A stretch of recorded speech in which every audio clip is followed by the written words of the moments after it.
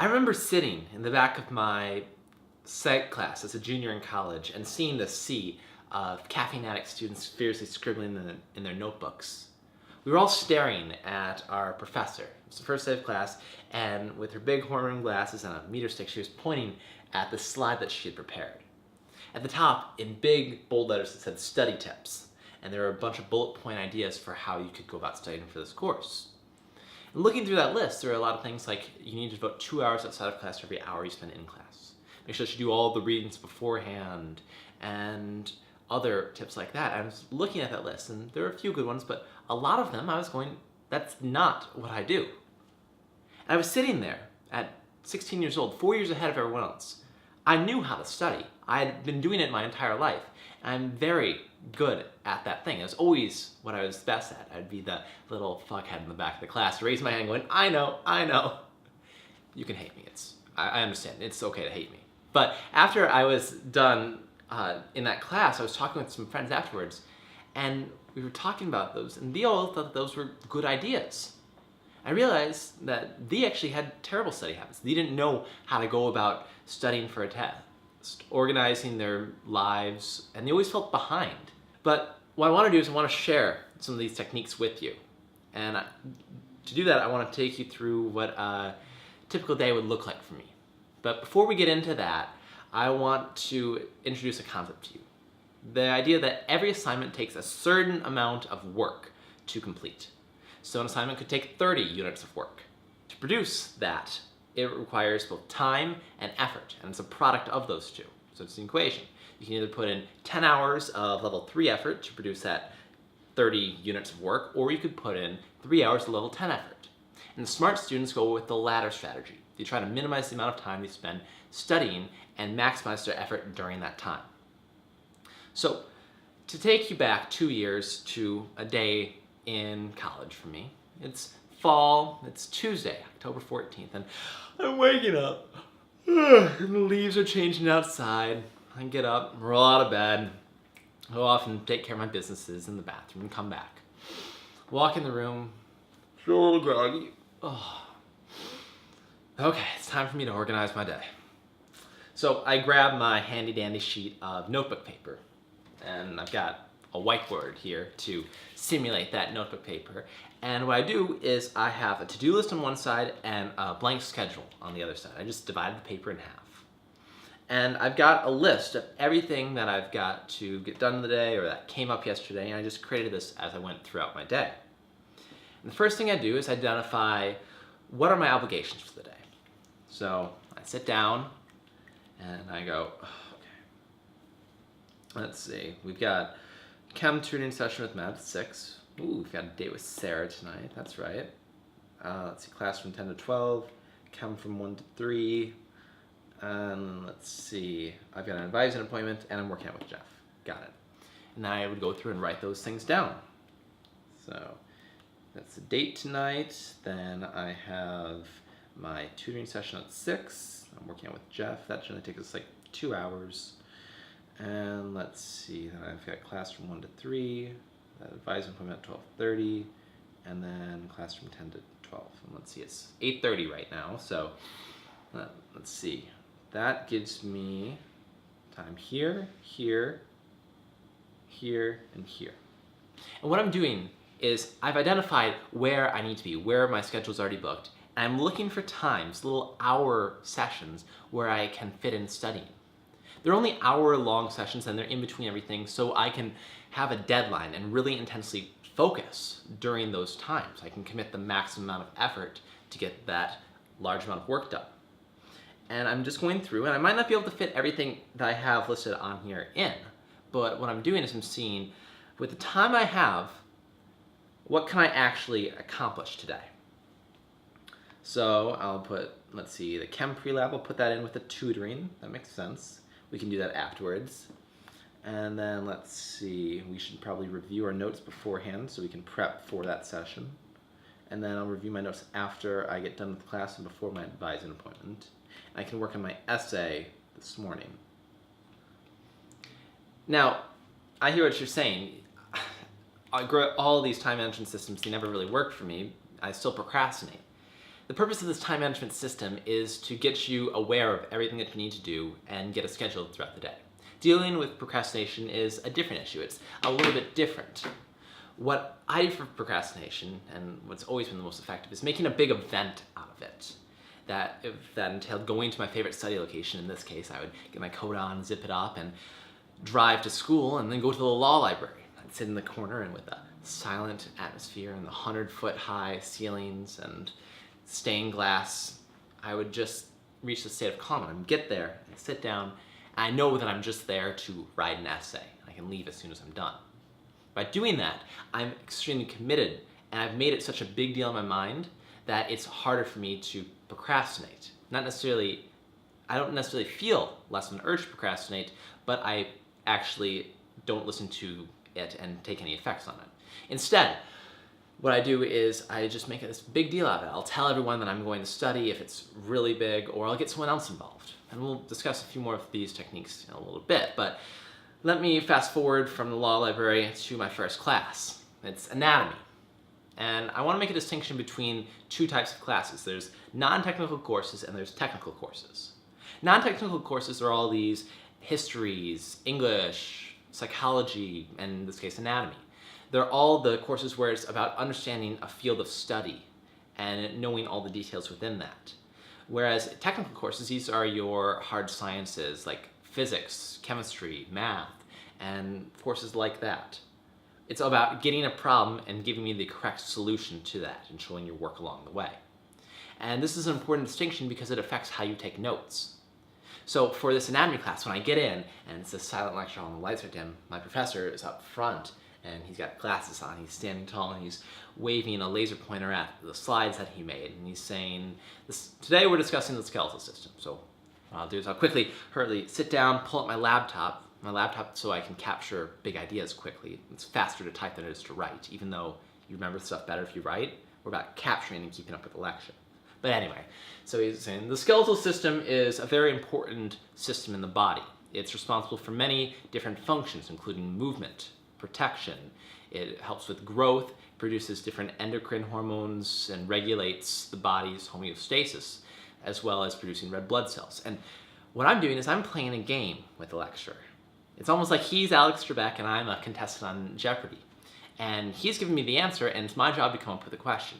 So on my notes, I'm quickly typing up what are the functions of the skeletal system.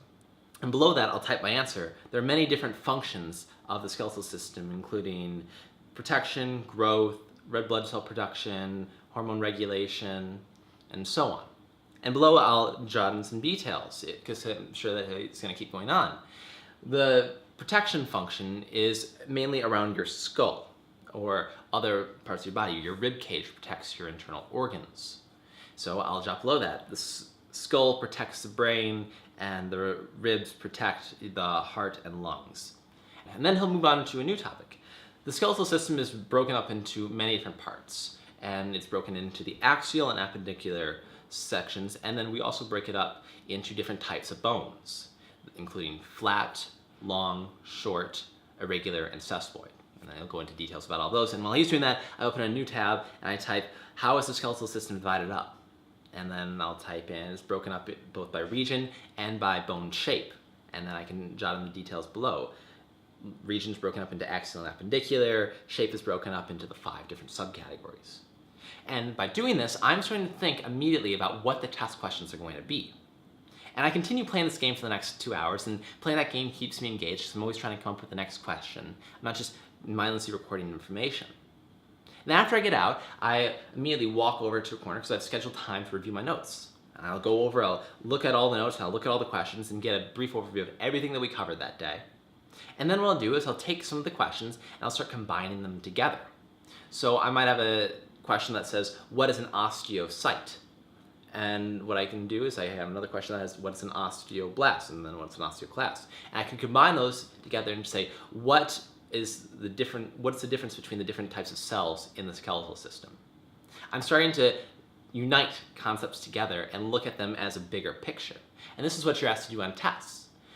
When you're taking a test, you're asked to regurgitate the information to an extent, but also manipulate it. When you manipulate it, you are forced to understand it. It forces you to re-encode, and it reveals gaps in your knowledge. Now I'll continue doing this for the next half an hour, but let's fast forward to my technical course of the day, in this case calculus. So I walk into my calculus course, and it's a little bit smaller lecture hall, and I have a professor on the front writing equations on the board in chalk. And he's stuff like, find the derivative of x squared. So rather than pulling out my laptop and typing that, what I do is I pull out a notebook, and I'll write at the top what the question is, find the derivative of x squared, and then below I'll have a step-by-step solution, like I'm reading an IKEA manual, and if I was to flip through, I could see each step of the process, and I'm just annotating. But my priority is to get the question and answer. I can fill in the remaining details later. The important part is that I get the question, the answer, and the critical step. And if I have more time, I can fill in the rest of the steps and even annotate it. So with technical courses, you end up with this step-by-step guide, like an IKEA manual, where you can go through and follow along with what's going on. And if you're lucky and you have enough time, you can annotate each solution and you have a text explanation of what's happening. And then with non-technical courses, you're going to end up with a bunch of big picture question, answer, essay responses. And then what you're doing with each one of those is combining that into a mindset. Whenever I'm taking notes and whenever I'm reviewing, I am going through and trying to figure out what is important here, and if I was to be asked a question on it, what would that question be? My mindset is that I'm going to be teaching this to somebody later, because that's what's happening on a test. You're going to be tested on your understanding of something. A teacher will ask you a question, you have to give the correct answer. But to reinforce this and to give myself some practice beforehand, I actually will tutor kids that I'm in class with. I will sit down next to them on the first day and say, hey, I'm Jake. I'll say something like, hi, I'm Matt, nice to meet you. And I'll throw out something like, you know, I'm nervous about the course. What do you say that we just get together like once a week and we can go over some problems together, we can just study together? And more often than not, they want to do well in the course, so they'll say, sure. But my mindset is not that we'll go and we'll study together. My mindset is that I'll go and teach them, that I'm a teacher's assistant and this is my office hour. I have a student coming in and they have questions. It's my job to both summarize the lecture and to walk them through a few different problem examples. By having this mindset, I'm immediately thinking about the test, and I'm forcing myself to reveal gaps in my knowledge and really understand the material. I'm understanding it as well as a teacher in some cases. This is a powerful method, and it's a secret to a lot of this stuff, because you can get 4 hours of studying done in a single hour, because that student will reveal all the gaps in your knowledge. And you're forced to manipulate the information and explain it the exact same way that you would on a test. We've covered a lot of information today, but what I wanted to get across was that smart students don't devote a lot of time to studying. Instead, they devote a few hours in the early morning and afternoon, when they have the most focus, to working very hard. And they go about it by actively thinking about what the questions are going to be on the test, and then recording that information in their notes. And then when they review that information, they're thinking about teaching it to somebody else, because that's what's going to happen on the test. For non-technical courses, it's all about extracting the big ideas and putting in question, answer, and details.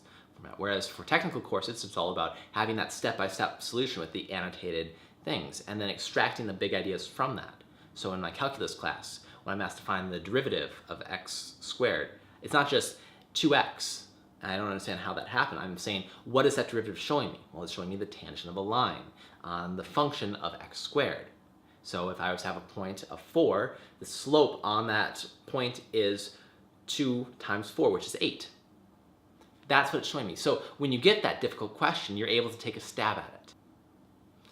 And we've also talked about tutoring people. That's always been a big secret of mine, that I will tutor kids I'm in class with, or at least that's my mindset going into it. It's always a study group.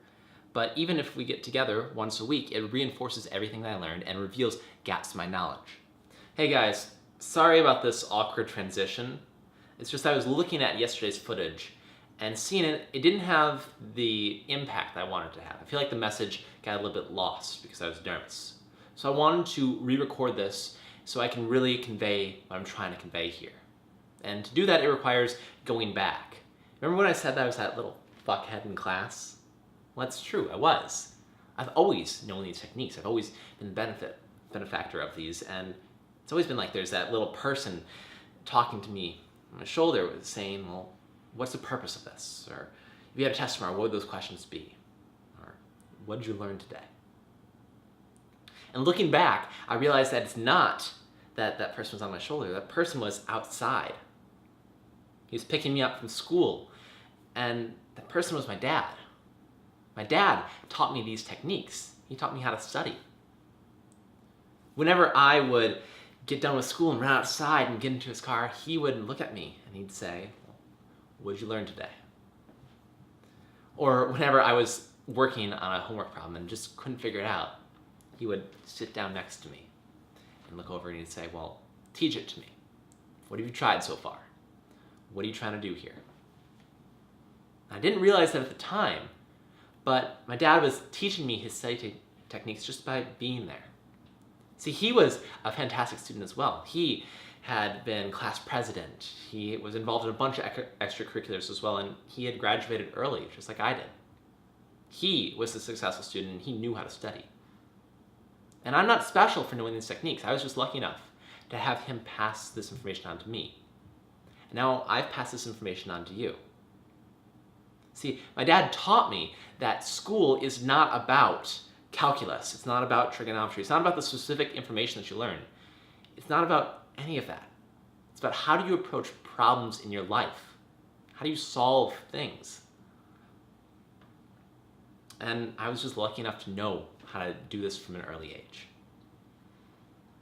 There's a lot more to discuss about learning how to learn, and the benefits don't just stop at school. These techniques apply throughout your whole life. And if you want to see more videos about how that is, subscribe.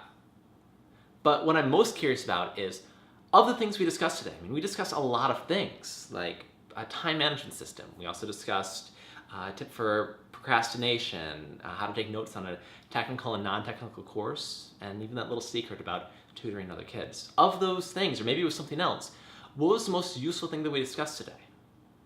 See, my goal here was that each one of these techniques by themselves would make you a better student. But I try to give you a jump start, the foundations, so if you use all these techniques, you won't just be a better student, but you'll be the best student in your classes. These techniques work, and I want to know which ones were the most useful. So leave a comment below. Most of all, thanks for getting better.